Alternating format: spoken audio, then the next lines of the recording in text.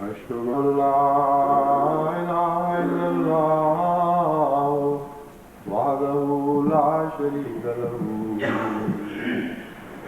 وأشهد أن محمدا عبده ورسوله أما بعد فأعوذ بالله من الشيطان الرجيم بسم الله الرحمن الرحيم الحمد لله رب العالمين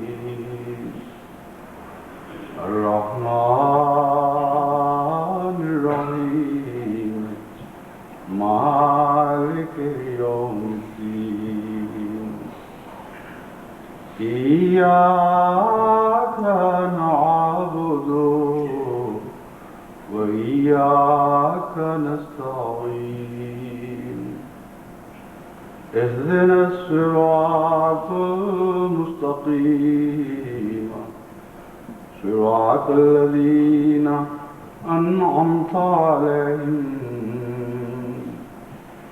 غير المغضوب عليهم ولا الضالين.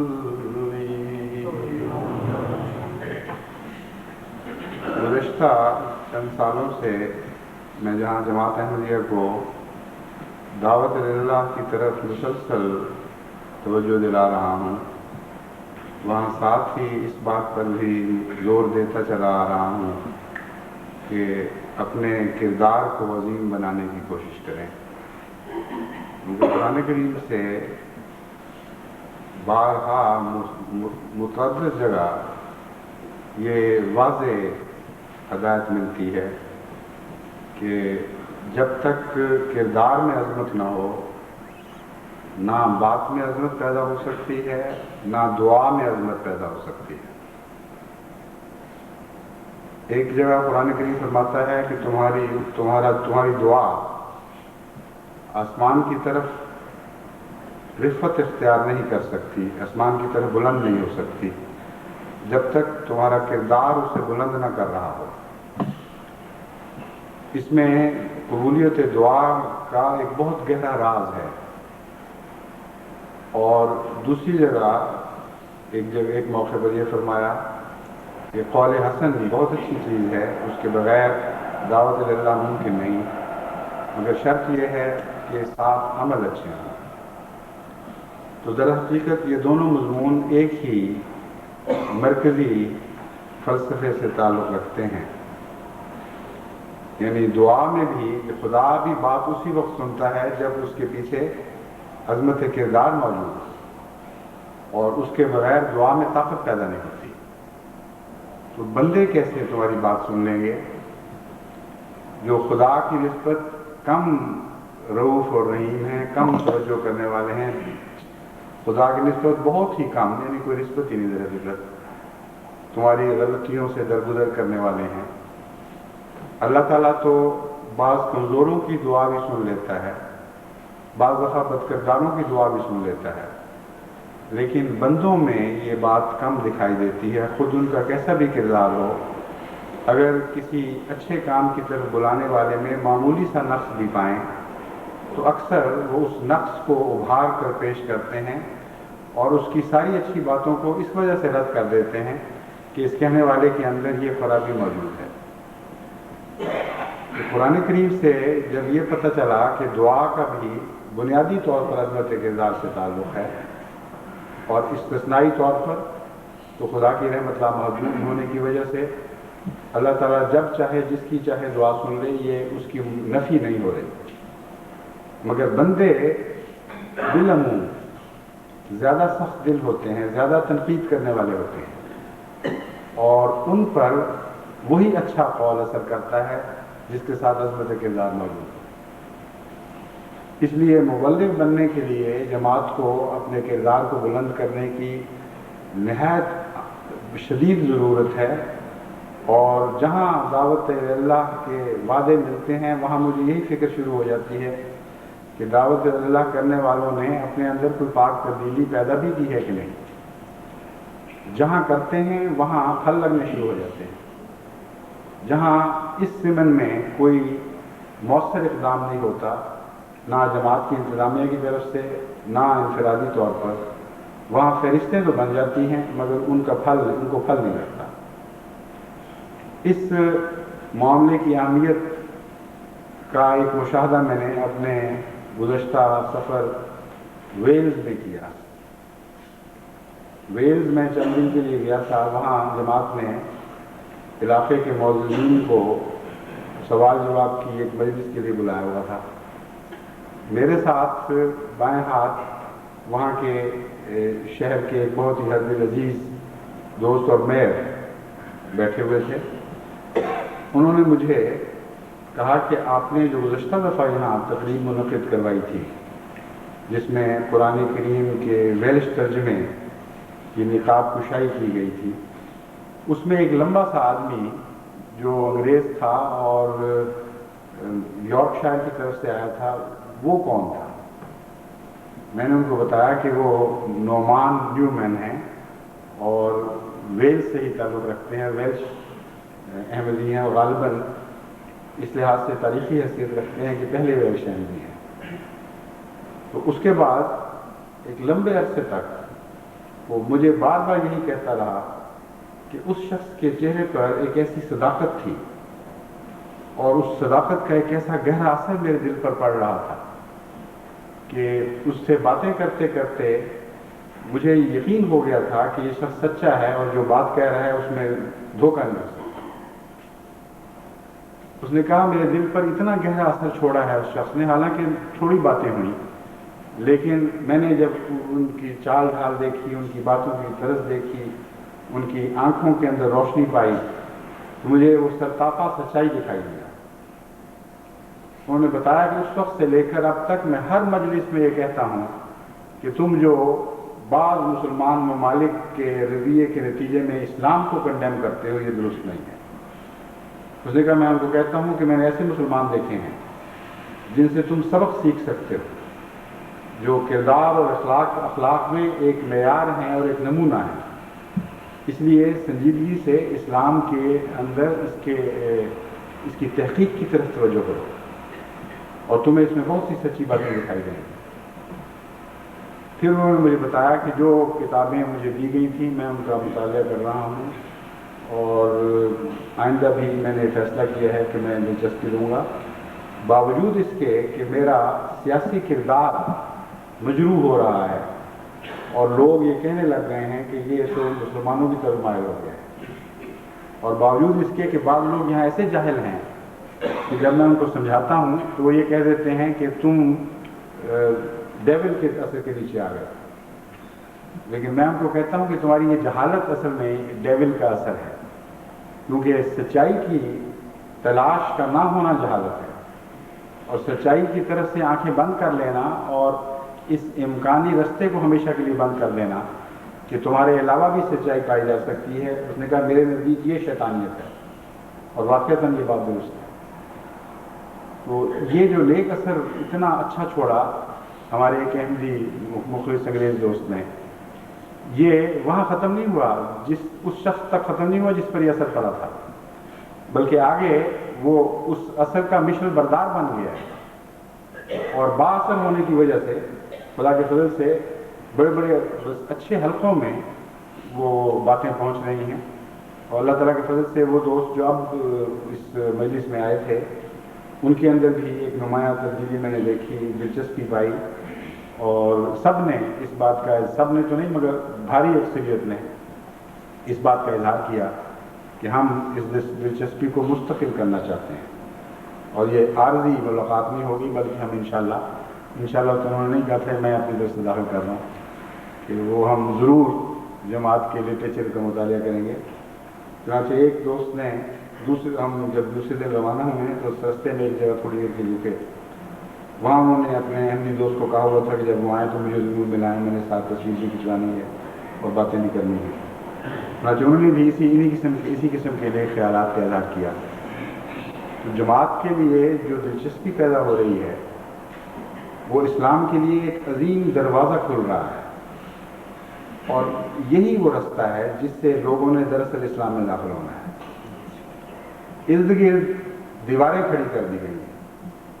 بہت سے مسلمان ممالک نے اپنے جاہلانہ رویے کے نتیجے میں اسلام کو بدنام کیا ہے، اور جگہ جگہ ان رستوں کو بند کر دیا گیا ہے جن رستوں سے لوگ اسلام میں داخل ہو سکتے تھے۔ اس لیے اب دروازہ اگر کوئی ہے تو جماعت احمدیہ کا دروازہ ہے، لیکن اس دروازے کو وسیع کرنا یہ بنیادی مسئلہ ہے۔ اور یہ دروازہ اس طرح تو نہیں ہے جس طرح ہماری اس مسجد کے سامنے دروازہ ہے یا آپ کے گھروں کے دروازے ہوتے ہیں۔ یہ ایک تمثیلی دروازہ ہے جو وسعت اختیار کر سکتا ہے، اور یہ وسعت احمدیوں نے اپنے عظمت کردار کے ذریعے پیدا کرنی ہے، ورنہ یہ دروازہ خود تنگ رہے گا اور کھلے گا نہیں۔ ایک نعمان کی ضرورت نہیں ہے، لاکھوں کروڑوں نعمانوں کی ضرورت ہے جو مختلف ملکوں میں پیدا ہوں اور اپنے عظمت کردار کے ذریعے لوگوں کو اسلام کی طرف متوجہ کریں، اور ان کے دل کے رستے سے لوگ پھر اسلام میں داخل ہونا شروع ہوں۔ ان کی آنکھوں کی راہوں سے وہ اسلام کے حسن کا مطالعہ کریں۔ اس نقطۂ نگاہ سے داعین اللہ کی ضرورت کی شدت محسوس ہو رہی ہے، مگر اس نوع کے داعین اللہ جس کا میں بیان کر رہا ہوں کہ ان کے ساتھ ان کے کردار میں ایک حسن اور کشش ہو۔ بعض لوگ یہ کہہ دیتے ہیں کہ ہمارا کردار ٹھیک ہے، ہم نمازیں پڑھتے ہیں، ہم جھوٹ نہیں بولتے، ہم کسی کا حق نہیں مارتے، اور یہی تبلیغ ہے۔ لیکن یہ غلط فہمی میں دور کرنا چاہتا ہوں کہ قرآن کریم نے عظمت کردار کی اہمیت بیان کرنے کے باوجود قول حسن کو پہلے رکھا ہے۔ وَمَنْ أَحْسَنُ قَوْلًا مِمَّنْ دَعَا إِلَى اللَّهِ، اور گونگی شرافت کا نام نہیں لیا۔ اور انبیاء کی تاریخ جو ہمارے سامنے پیش کی ہے اس میں کہیں بھی گونگی شرافت دکھائی نہیں دیتی، بلکہ امر واقعہ یہ ہے کہ شرافت کو دیکھ کر اگر وہ گونگی ہو تو مخالفت ختم ہو جایا کرتی ہے، اور لوگ یہ اصرار کرتے ہیں کہ تم شریفانہ زندگی بسر کرو لیکن منہ سے کچھ نہ بولو، ہم تمہیں کچھ نہیں کہیں گے۔ تو دعوت اللہ محض عظمت کردار سے نہیں ہوا کرتی، اس کے لیے زبان کا حرکت میں آنا بہت ضروری ہے، اور اس کے نتیجے میں شرافت کے باوجود پھر مخالفتیں پیدا ہوتی ہیں۔ لیکن جو شریف دل ہیں ان کو شرافت جیت لیتی ہے، جو بد کردار لوگ ہیں یا کجی رکھنے والے لوگ ہیں وہ اپنے دل کے مرض کا شکار ہو جایا کرتے ہیں۔ لیکن بنیادی بات یہی ہے کہ ایسے داعین اللہ کی ضرورت ہے جن کی زبان بھی قول حسن پر قائم رہے، اور قول حسن کی تعریف میں پہلے بارہا کر چکا ہوں۔ اس میں دلیل کی بات نہیں ہے، صرف اس میں حسن کلام کی بات ہے، یعنی ایسے رنگ میں بات کی جائے جس میں دلکشی پائی جائے۔ بس بات کے انداز میں دلکشی ہو، اور کردار اعلیٰ اور مضبوط ہو، اور کردار لوگوں کو اپنی طرف مائل کرنے والا ہو، تو دنیا کی کوئی طاقت اسلام کا مقابلہ نہیں کر سکتی۔ یہ دو شرطیں خدا تعالیٰ نے لگا دی ہیں۔ اس کے بعد فرمایا ہے کہ جاؤ میدان میں، کامیابیاں تمہارے قدم چومیں گی۔ وہ جو تمہاری جان کے دشمن ہیں، یہاں تک یہ آیت فرماتی ہے آگے جا کے، وہ جان نثار دوست بن جائیں گے۔ لیکن ایک اور شرط ساتھ یہ لگائی کہ صبر بھی ساتھ رکھنا۔ وہ لوگ جو صبر کے ساتھ ان باتوں پہ قائم رہیں گے، یعنی قول حسن کے ذریعے، خوبصورت کلام کے ذریعے لوگوں کو اپنی طرف مائل کرتے رہیں گے، اور ان کا کردار ان کے کلام کو جھٹلانے والا نہیں بلکہ تقویت دینے والا ہوگا، ان کو یہ خوشخبری ہے کہ اگر وہ صبر کے ساتھ، استقامت کے ساتھ اس طریق پر کارگر ہوں تو ان کے لیے کامیابیاں ہی کامیابیاں ہیں۔ اور دشمنی کا ذکر ضرور فرمایا کہ اس کے باوجود قول حسن اور اعلیٰ کردار کے باوجود دشمنی ہوا کرتی ہے۔ فرمایا تم اس پر قائم ہو جاؤ، دشمنیاں تبدیل کرنا ہمارا کام ہے، اور ہم دشمنوں کے دلوں سے رحمت کے چشمے پھوڑ دیں گے، یہاں تک کہ وہ لوگ جو تمہارے خون کے پیاسے ہیں تم پر خون نچھاور کرنے میں اپنا فخر سمجھیں گے۔ کتنا عظیم الشان پیغام ہے، اور کتنے مختصر الفاظ میں خدا تعالیٰ نے اس سارے مضمون کو وہ جو ایک سمندر کی طرح ہے ایک کوزے میں بند کر دیا ہے۔ بس داعین اللہ کے لیے بڑا ضروری ہے کہ وہ فوری طور پر اپنے کردار کا محاسبہ کریں اور اپنی طرز کلام کا بھی محاسبہ کریں۔ بہت سے مبلغین میں نے ایسے دیکھے ہیں جو زندگیاں تبلیغ میں صرف کرتے ہیں لیکن ان کی بات کاٹنے والی ہوتی ہے. وہ جب آگے سے کوئی سختی کی بات سنتے ہیں یا تیزی دیکھتے ہیں تو جواب میں بھی وہ تیزی پیدا کرتے ہیں اور وہ سمجھتے ہیں کہ دشمن کو شکست دینا ہمارا کام ہے. حالانکہ دشمن کو شکست دینا ہرگز کام نہیں ہے, دشمن کا دل جیتنا کام ہے. فَإِذَا الَّذِي بَيْنَكَ وَبَيْنَهُ عَدَاوَةٌ كَأَنَّهُ وَلِيٌّ حَمِيمٌ. یہ مقصد بنا دیا خدا تعالیٰ نے تبلیغ کا, اور کتنا واضح مقصد ہے. یہ نہیں فرمایا کہ پھر تم دشمن کو شکست پہ شکست دیتے چلے جاؤ گے, فرمایا کہ پھر یہ ہوگا اور یہ ہونا چاہیے کہ شدید دشمن بھی تمہارا محب اور جانثار دوست بن جائے. جس کو آپ نے دوست بنانا ہو اس کو تیز کلام کے لیے ذریعے تو دوست نہیں بنایا جا سکتا. گھروں میں بچوں میں نے دیکھا ہے جب گفتگو چلتی ہے, اگر کوئی ایک بچہ دوسرے کو تیزی سے جواب دے تو وہ دوسرا اور تیزی سے جواب دیتا ہے, یہاں تک کہ بعض دفعہ وہ لڑائیاں شروع ہو جاتی ہیں, ایک دوسرے کو جو ہاتھ میں مارنا شروع کر دیتے ہیں. تو وہ لوگ جو پہلے ہی آپ کی جان کے دشمن ہیں, قرآن کریم فرماتے ہیں جان کے دشمن, ان کے ساتھ اب تیز کلامی سے کس طرح مقابلہ کریں. ان کے اندر جو بد رجحانات ہیں ان کو اور بھی آپ آگ لگا دیں گے, ان کے اندر جو مخالفتوں کے تیل ہیں ان کو تیلی دکھائیں گے. اس لیے قرآن کریم نے بہت ہی حسین اور بہت ہی کامل کلام فرمایا ہے. فرمایا ہے یہ سب کچھ کرو لیکن مقصد یہ پیش نظر رکھنا کہ تم نے دشمنوں کے دل جیتنے ہیں. اور قول حسن اس تعریف کے تابع ہے. قول حسن کا یہ مطلب نہیں ہے کہ تم غالب آ جاؤ بحث میں, کیونکہ بحث میں غالب آنے کے نتیجے میں دل ضروری نہیں کہ جیتے جائیں. بعض دفعہ مخالفتیں بڑھ جایا کرتی ہیں, بعض دفعہ دشمن ہیٹا محسوس کرتا ہے, اپنے آپ کو ذلیل محسوس کرتا ہے اور رد عمل میں اور زیادہ سختی کرتا ہے. تو فرمایا تمہاری طرز کلام حسین ہونی چاہیے, یعنی دل جیتنے والی ہو. اور عمل کے متعلق تو پہلے ہی میں نے بتا دیا ہے, وعمل صالحا, جب اعمال حسین ہوں تو قول کے اندر نہ صرف یہ کہ مزید حسن پیدا ہوتا ہے بلکہ وزن پیدا ہو جاتا ہے. اس کے بغیر حسین قول کھوکھلا ہوتا ہے, اس میں جذب کی طاقت نہیں ہوتی. انفرادی طور پر تو ہمیں ضرورت ہے ہی, لیکن اب قومی طور پر نئی صدی کے ساتھ اتنے بڑے بڑے رستے کھل رہے ہیں کہ صرف یہ سوال نہیں ہے کہ ہم اپنے دروازے کھولیں, خدا تعالیٰ کی تقدیر لوگوں اور قوموں کے دلوں کے دروازے کھول رہی ہے. اور بعض ایسی قوموں کی طرف سے جماعت احمدیہ کے ساتھ رابطے ہو رہے ہیں جن میں پہلے کبھی تبلیغ کے لیے کوئی دروازہ نہیں کھولا گیا اور مطالبے شروع ہو گئے.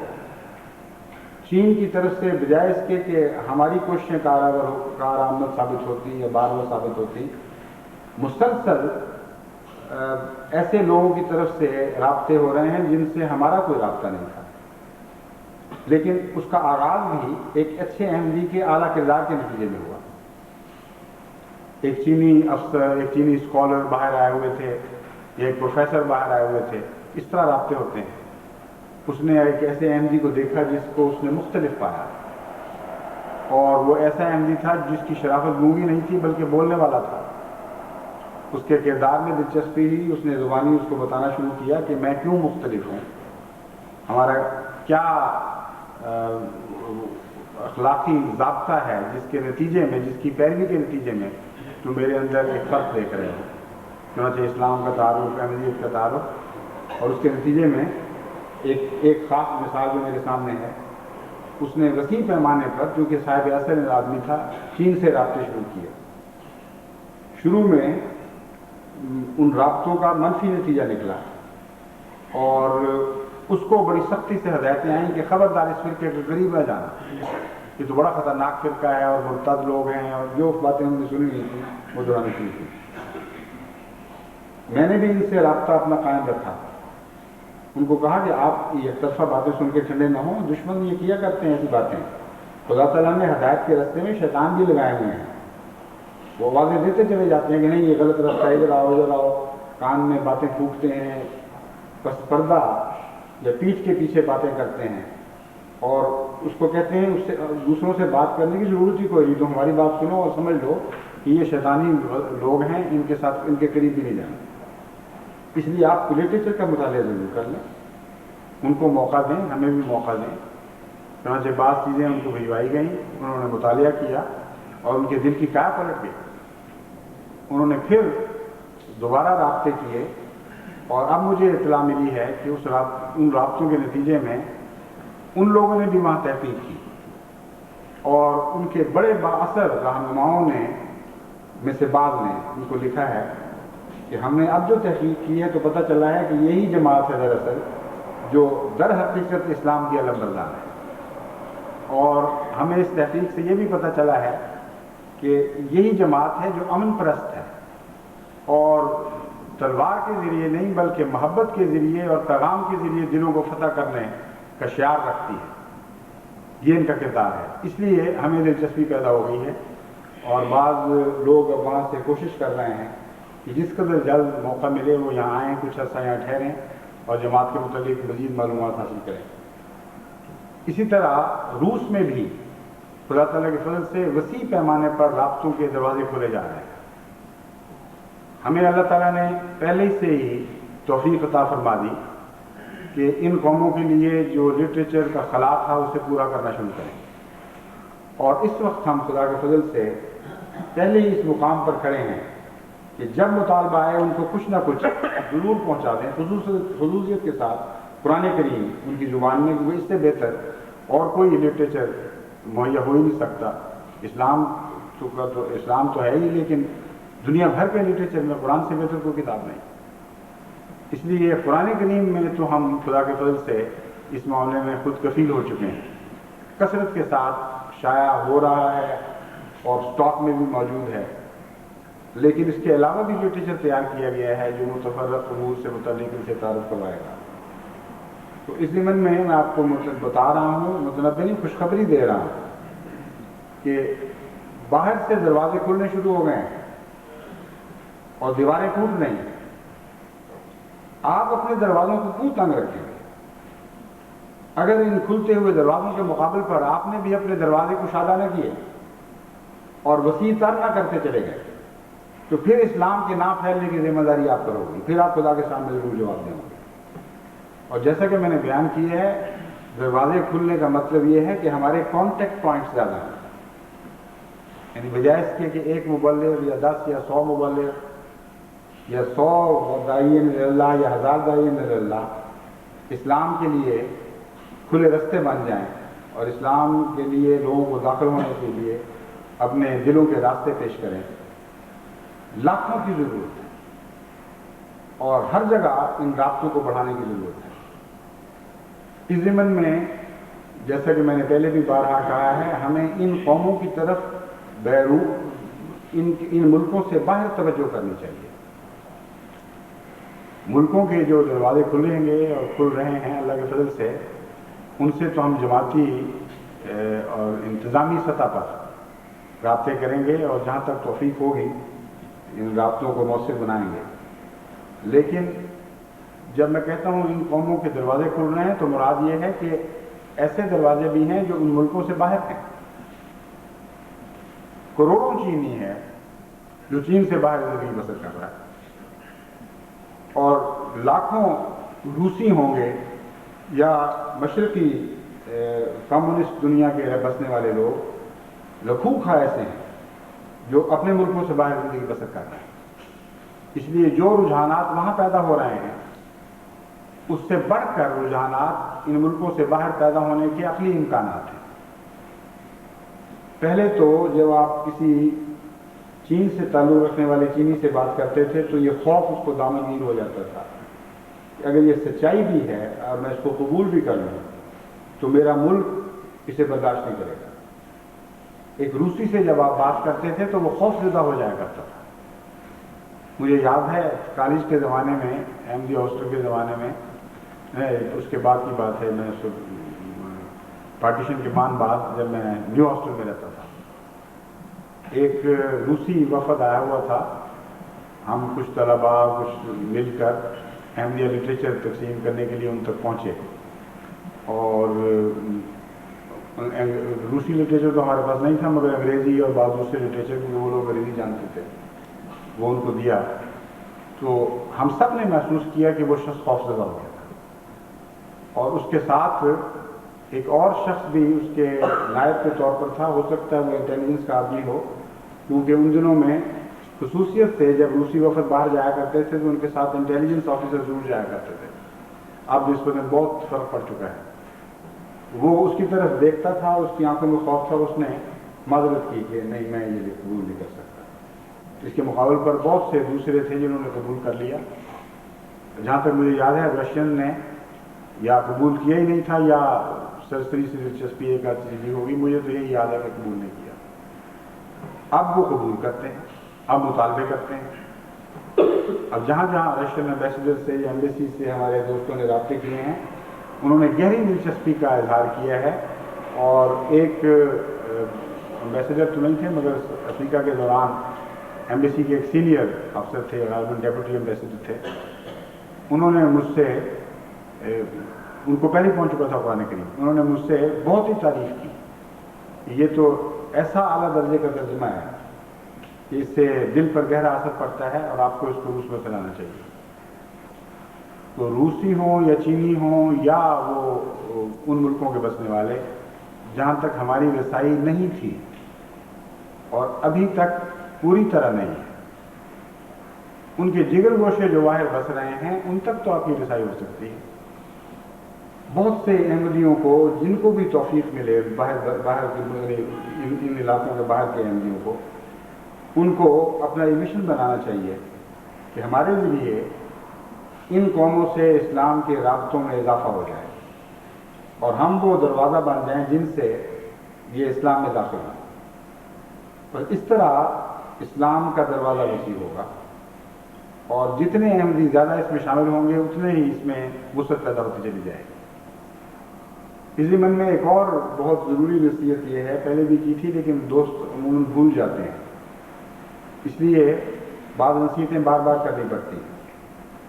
وہ دو لوگ، وہ مخلصین، وہ سعادت مند احمدی جنہوں نے توفیق پائی کہ اگلی صدی کے لیے اپنے بچے ہدیتاً اسلام کو پیش کریں، وہ بارہا مجھ سے پوچھتے ہیں کہ ہم ان کی تربیت کس طرح کریں.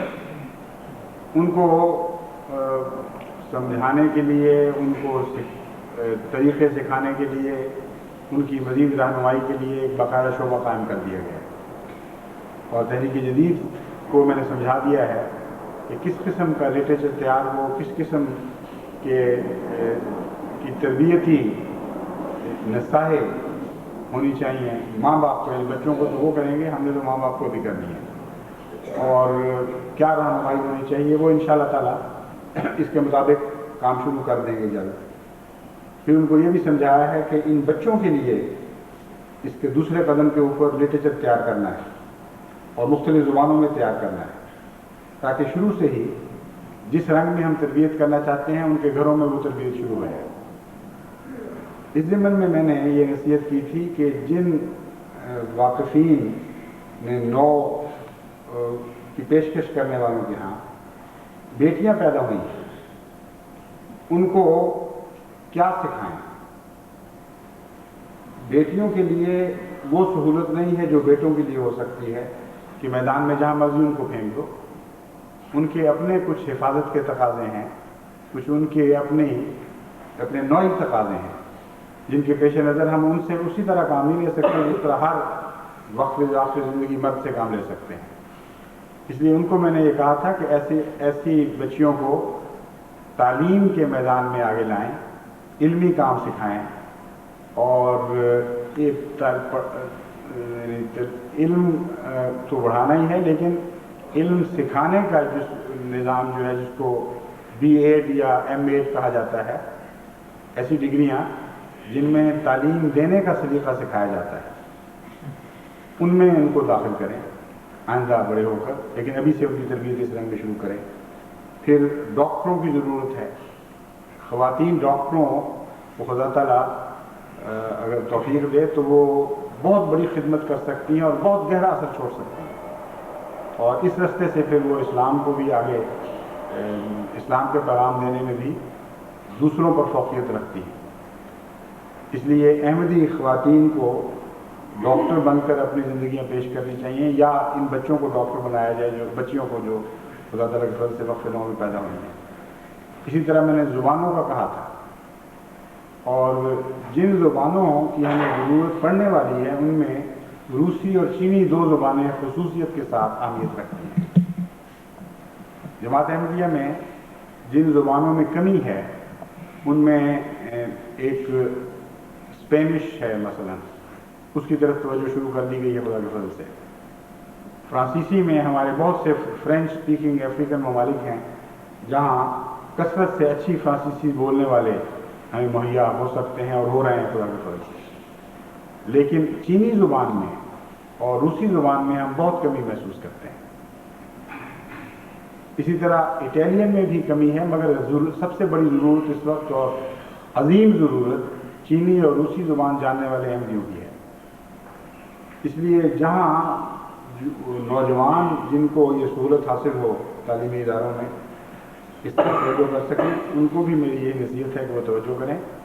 لیکن یہ جو نئے پیدا ہونے والے بچے ہیں، ایسے ملکوں میں جہاں چینی اور روسی زبان سکھانے کی سہولتیں موجود ہوں، ان کو بچپن سے ان کو سکھانا چاہیے، اور ان کی ایمبیسی سے رابطہ کر کے اگر کچھ کیسٹس وغیرہ مہیا کی جا سکیں، ویڈیوز مہیا کیے جا سکیں، بچوں کے چھوٹے چھوٹے رسالے، کہانیوں کی کتابیں وغیرہ یہ مہیا کی جائیں، تو بہت بچپن سے اگر زبان سکھائی جائے تو وہ اتنے گہرے نقش دماغ پر قائم کر دیتی ہے کہ اس کے بعد بچے اہل زبان کی طرح بول سکتے ہیں.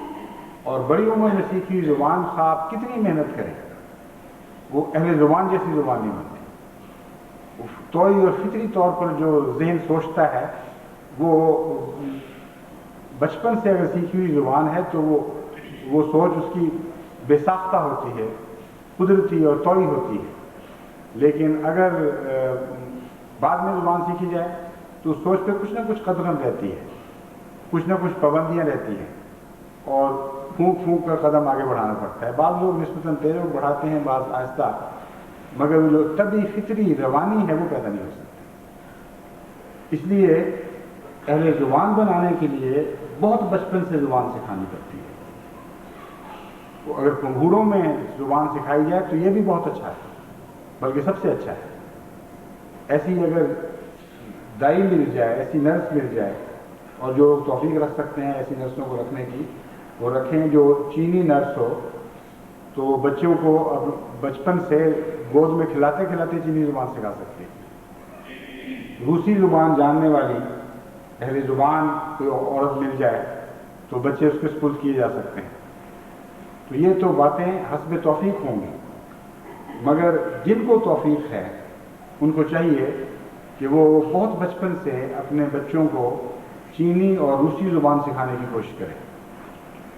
اس سلسلے میں کوئی پابندی نہیں لگاتا کہ ہمیں 100 کی ضرورت ہے یا 1000 کی ضرورت ہے. واقعہ یہ ہے کہ اتنی بڑی قومیں ہیں اور ان کو اتنی عظمت حاصل ہے اس وقت دنیا میں کہ اگر یہ دونوں قومیں مثلاً دنیاوی لحاظ سے اکٹھی ہو جائیں تو ساری دنیا میں طاقت کا توازن بگڑ جائے، یعنی ان کے حق میں ہو جائے اور باقی دنیا کے خلاف ہو جائے، اور بہت سی بڑی بڑی سیاسی تبدیلیاں پیدا ہو جائیں. ان کا اس وقت الگ الگ ہونا ہی بعض قوموں کی خوش قسمتی ہے، اور وہ زبردستی بھی دخل اندازی کر کے اس خوش قسمتی کو بڑھانے کی کوشش کرتے ہیں، اور بعض دفعہ غلطیاں کرتے ہیں اور الٹے نتیجے نکلتے ہیں. مگر جہاں تک ہمارا تعلق ہے، ہمیں ان کے لڑنے یا نہ لڑنے، دشمنی یا دوستی سے کوئی فرق نہیں پڑتا.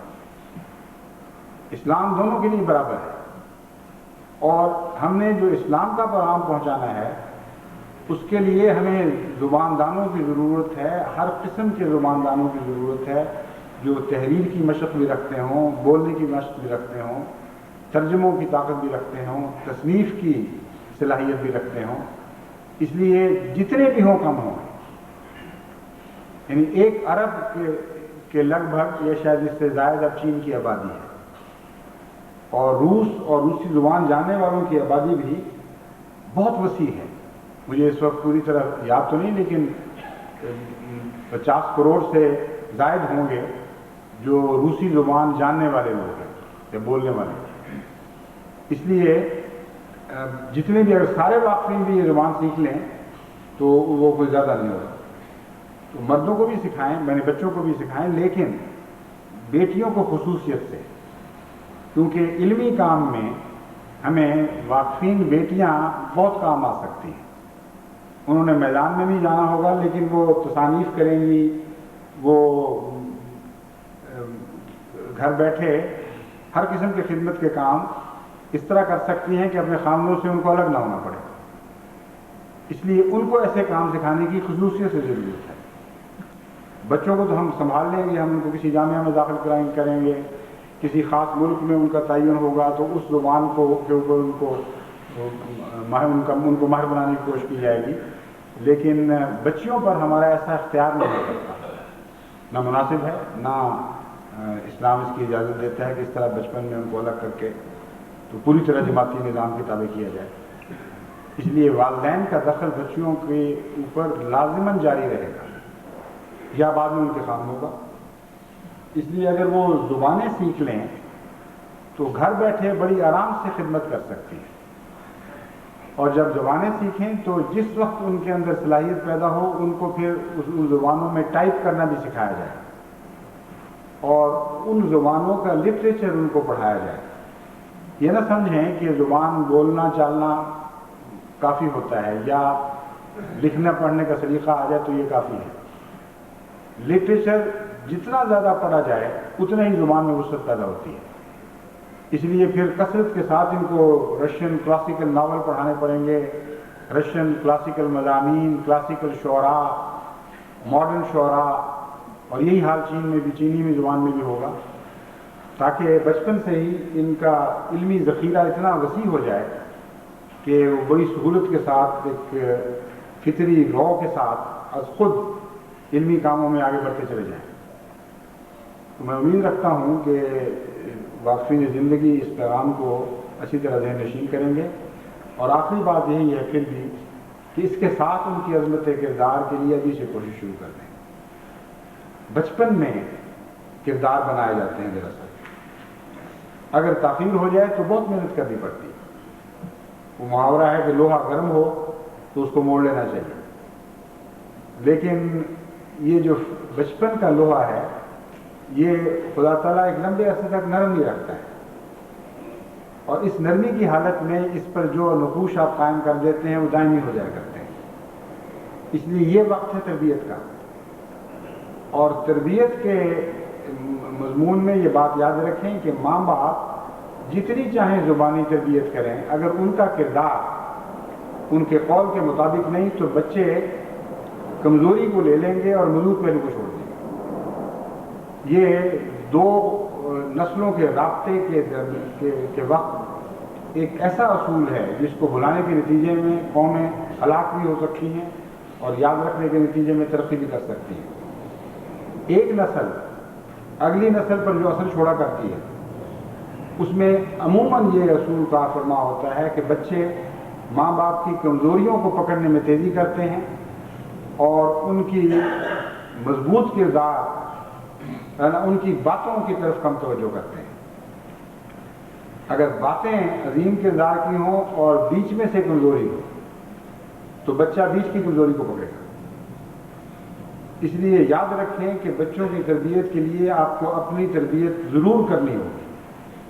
ان بچوں کو آپ یہ نہیں کہہ سکتے کہ بچوں تم سچ بولا کرو، تم نے مبلغ بننا ہے، تم بدیانتی نہ کیا کرو، تم نے مبلغ بننا ہے، تم غیبت نہ کیا کرو، تم لڑا جھگڑا نہ کرو.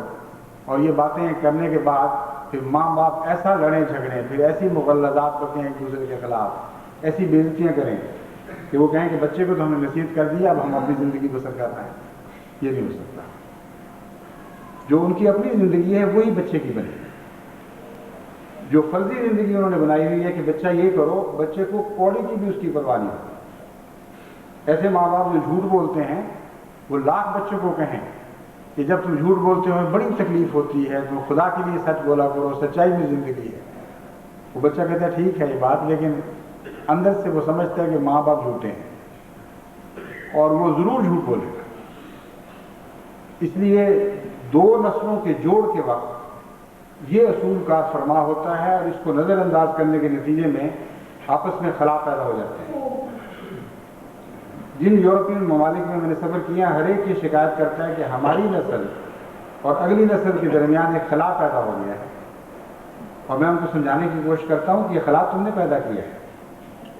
تم نے زبانی طور پر ان کو اعلیٰ اخلاق سکھانے کی کوشش کی، تم نے زبانی طور پر ان کو اعلیٰ کردار سمجھانے کی کوشش کی. تم نے کہا کہ اس طرح غلط مرد نوجوانوں سے ٹھیک نہیں، اس طرح تم نے یہ حرکتیں کرنا مناسب نہیں ہیں، لیکن تمہاری زندگیوں میں اندرونی طور پر انہوں نے یہی باتیں دیکھی جن کے اوپر کچھ ملمہ تھا، کچھ دکھاوے کے چادریں پہنائی گئی تھی، اور در حقیقت یہ بچے جانتے تھے اور سمجھتے تھے کہ تم خود ان چیزوں میں زیادہ دلچسپی لیتے ہو. اس لیے وہ بنے ہیں جو تمہاری اندرونی تصویر ہے، اور تم جو خلا محسوس کر رہے ہو اپنی بیرونی تصویر سے محسوس کر رہے ہو. وہ تصویر جو تم دیکھنا چاہتے تھے ان میں، جو تمہارے تصور کی دنیا تھی، تمہارے عمل کی دنیا بن گئی، لیکن تمہارے تصور کی دنیا کی کوئی تعبیر نہیں پیدا ہوئی. اس لیے تم بظاہر اس کو خلا سمجھ رہے ہو، حالانکہ یہ تسلسل ہے، برائیوں کا تسلسل ہے جس کی چوٹیاں بلند تر ہوتی چلی جا رہی ہیں، یا اگر گہرائی کے اصطلاح میں باتیں کریں تو خار مذلت کی طرف بڑھتی چلی جا رہی ہے. تو جماعت احمدیہ کو اگلی نسلوں کے کردار کی تعمیر میں اس اصول کو ہمیشہ یاد رکھنا ہوگا، ورنہ وہ ہمیشہ دھوکے میں مبتلا رہیں گے اور اگلی نسلوں سے ان کا اختیار جاتا رہے گا، ان کی باتیں نہیں مانیں گے. خصوصاً واقفین نو کے بچوں پر بہت ہی گہری ذمہ داری ہے. 5000 یا زائد بچے جتنے بھی اس دور میں پیش ہوتے ہیں، انہوں نے اگلی دنیا سنبھالنی ہے، اگلی نسلوں کی تربیت کرنی ہے، نئے قوموں کے چیلنجوں کا سامنا کرنا ہے، اور اسلام کی نمائندگی کرتے ہوئے بڑے بڑے مقابلے کرنے والے لوگ ہیں جو ان میں سے پیدا ہوں گے، بڑے بڑے مارکے سر کرنے ہیں. آپ اگر اس مضمون کو بھول کر عام غفلت کی حالت میں اپنی سابقہ زندگی بسر کرتے چلے جائیں گے تو آئندہ پیدا ہونے والے واقفین پر آپ کے بد اثرات مرتب ہو جائیں گے، اور پھر جماعت جتنا بھی کوشش کرے گی ان کی ویسی اصلاح نہیں کر سکتی. میں نے دیکھا ہے جامعہ میں جو بد عادتوں والے بچے آتے ہیں، لاکھ زور مارے استاد، ان کی بد عادتیں کچھ نہ کچھ مدھم پڑ جاتی ہیں، وہ مٹتی نہیں. بد عادت کو مٹانا بہت مشکل کام ہے. ہاں اندرونی طور پر بعض لوگوں میں ایک دم تقویٰ کی حالت پیدا ہو جاتی ہے، خدا کا خوف پیدا ہو جاتا ہے، وہ پھر اس اندرونی طاقت کے ذریعے خدا کے فضل سے اپنے ساری بدیوں کو اتار پھینکتے ہیں، لیکن اس کو انقلاب کہا جاتا ہے. میں اس وقت ایسے انقلاب کی بات نہیں کر رہا، میں اس تربیت کے اصولوں کی بات کر رہا ہوں. تو جہاں تک تربیت کا تعلق ہے، آپ نے اگر یہ واقفین اچھی حالت میں سلجھی ہوئی طبیعتوں کے ساتھ جماعت کے سامنے پیش کیے تو انشاءاللہ تعالیٰ اس جوہر قابل سے بہت عظیم انقلابات برپا ہوں گے انشاءاللہ، اور جماعت ان سے بڑے بڑے عظیم فوائد حاصل کر سکے گی. لیکن اگر معمولی کجیوں والے بھی آئے تو بعض دفعہ وہ کجیاں پھر بڑھنی شروع ہو جاتی ہیں، بعض دیواروں میں رکھنے پڑتے ہیں، وہ سطحی ہوتے ہیں، اور انجینئر دیکھتے ہیں کہتے ہیں کوئی خطرے کی بات نہیں، مگر بعض گہرے ہوتے ہیں اور وہ وقت کے ساتھ پھٹنے شروع ہو جاتے ہیں، اور پھر چھتیں بھی ان کی وجہ سے گر جاتی ہیں. تو بنیادی اخلاقی کمزوریاں ان گہرے رسنوں سے کے مشابہ ہوا کرتی ہیں. ان کو اگر ایک دفعہ آپ نے پیدا ہونے دیا تو آئندہ نسلوں کی چھتیں گرا دیں. اس لیے خدا کا خوف کرتے ہوئے، استغفار کرتے ہوئے اس مضمون کو خوب اچھی طرح ذہن نشین کریں اور دل نشین کریں، اور اپنے کردار میں ایک پاکیزہ تبدیلی پیدا کریں، تاکہ آپ کی یہ پاکیزہ تبدیلی اگلی نسلوں کی اصلاح اور ان کی روحانی ترقی کے لیے کھاد کا کام دے اور بنیادوں کا کام دے جس پر عظیم عمارتیں تعمیر ہوں. اللہ تعالیٰ ہمیں اس کی توفیق عطا فرمائے.